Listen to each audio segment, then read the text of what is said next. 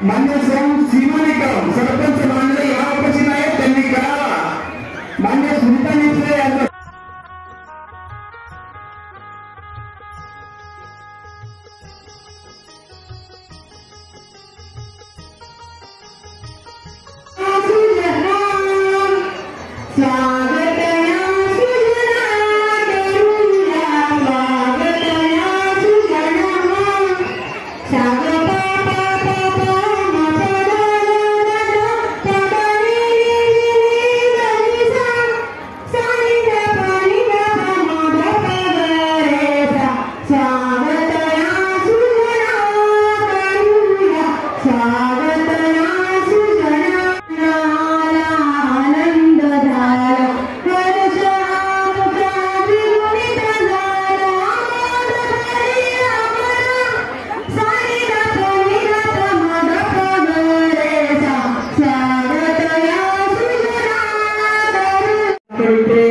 समीर भाऊच्या प्रचारार्थ जमलेलो आहोत. आपल्याला येत्या 20 तारखेला समीर भाऊच्या निशाणीवर शिट्टी या निशाणीवर 9 नंबरचं बटन दाबून समीर भाऊंना भरघोस मतांनी निवडून द्यायचे आहे.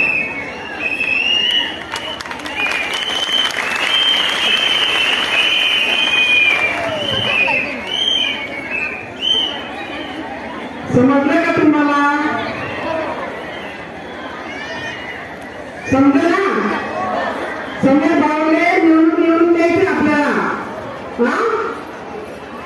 त्याशिवाय आपल्याला दुसऱ्या महिलांना कामकाज हाती मिळणार नाही. कोण कोण काम करतं बचत गटाचं? सगळे करता ना? सगळे करतात. बचत गटाचं माध्यम कोण होतं? ज्यांनी बचत गटाचे आपल्याला अधिकार दिले वगैरे सगळे जे आपले बनवले, आपण कामं केले, सगळ्यांना बिझनेस आहे.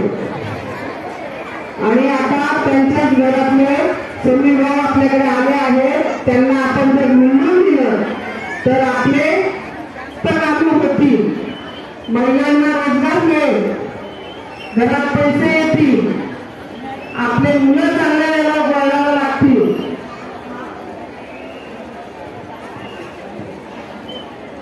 अशा पद्धतीचं काम आपल्याला इथे उभं करायचं समीर भाऊंचं, जेणेकरून आपल्याला पाणी प्रश्न मोठा आहे तो सोडवायचा आहे.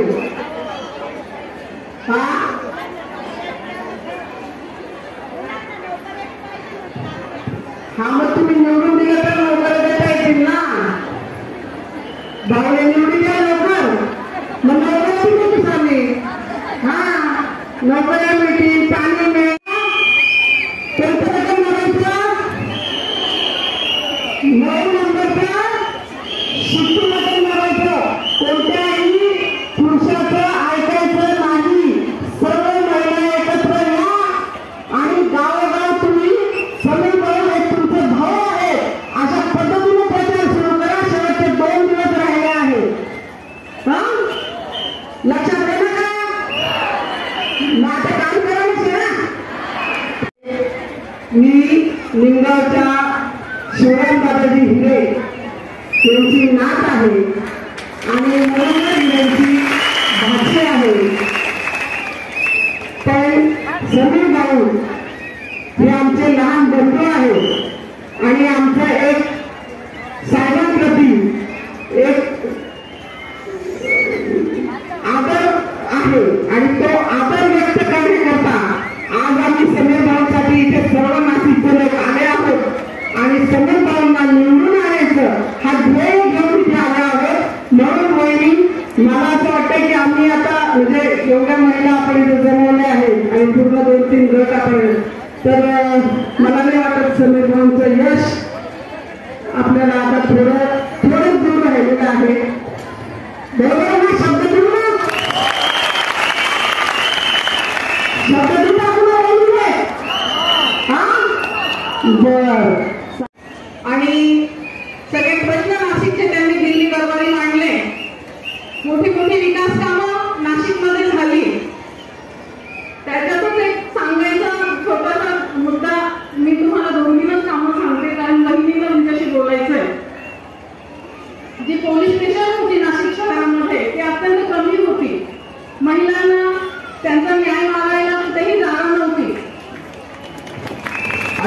सोबत जी पुणे पार्क आहे जोरदार सगळ्यांनी टाळ्यांच्या गजरात स्वागत करा. म्हणजे काय हे याची व्याख्या तुम्हाला अजून माहिती नाहीये. कुठल्या ऍक्टिव्हिटी तुमच्यापर्यंत आली नाहीये. ग्रामपंचायतीच्या माध्यमातून काही योजना राबवल्या जातात बचत गटांसाठी ते आपल्याला माहिती नाहीये. अशा काही सरकारी आपल्यामध्ये आता सहभागी झालेले आहेत. त्यांचं आपण प्रचंड टाळ्यांनी स्वागत करायचं आहे. काही नाही जी मराठी मध्ये 36 गुणी जोडी त्याचबरोबर लयवारी कारभारी त्याचबरोबर लक्ष्मीनारायण अशा विविध सिरियलांमध्ये आपला उत्कृष्ट असा अभिनय करून संपूर्ण महाराष्ट्राच्या जनतेच्या मनामनात भरलेले आहे. अशा ताईंचा सत्कार करण्यासाठी योगिनीबाई आहेत आणि विनंती करते की त्यांनी त्यांचा सत्कार करावा.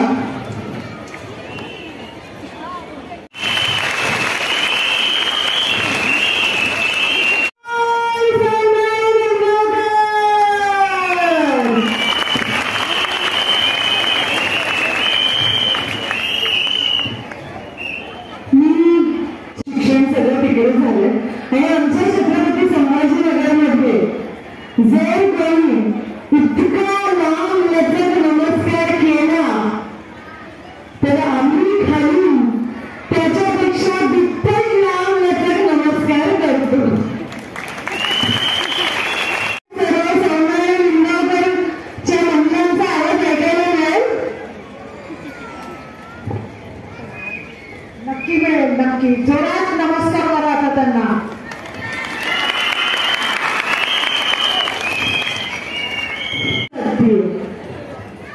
मी तुम्हाला सांगते आत्ता त्यांनी सांगितलं की आम्ही सिरियल केली होती ज्याचं नाव होतं कारभारी लयभारी. तुमच्यापैकी बऱ्याच जणांनी बघितली असेल ती सिरियल. त्यामध्ये एक डायलॉग होता. तो डायलॉग असा होता की एक चांगला माणूसच एक चांगला नेता होऊ शकतो. काय तर डायलॉग? एक चांगला माणूसच एक चांगला नेता होऊ शकतो. मला तेव्हा प्रश्न पडला की असं काय असेल, असं काय लिहिलं असेल त्यांनी की एक चांगला माणूस एक चांगला नेता होऊ शकतो. अशी बरीचशी माणसं आहेत जी चांगली नाही आहेत पण तरी सुद्धा त्यांचा सुरू आहे बऱ्यापैकी.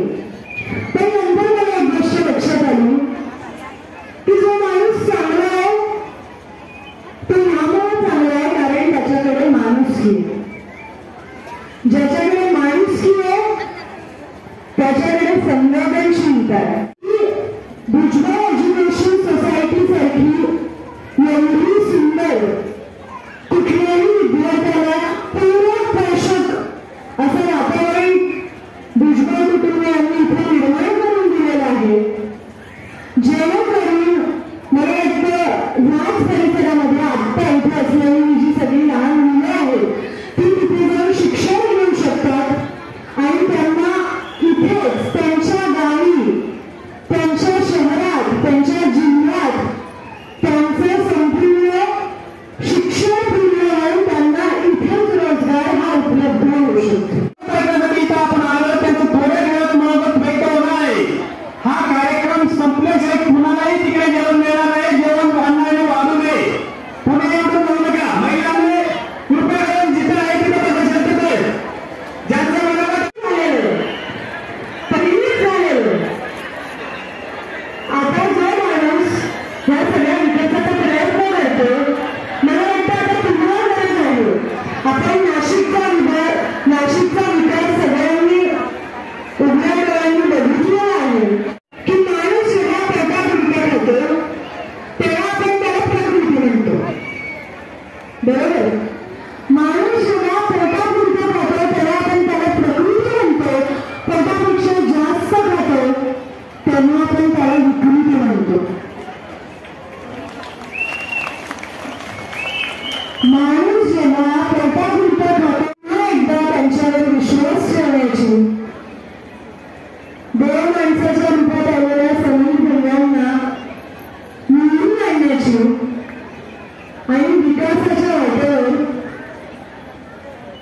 आणखी एक पाऊल टाकण्याची.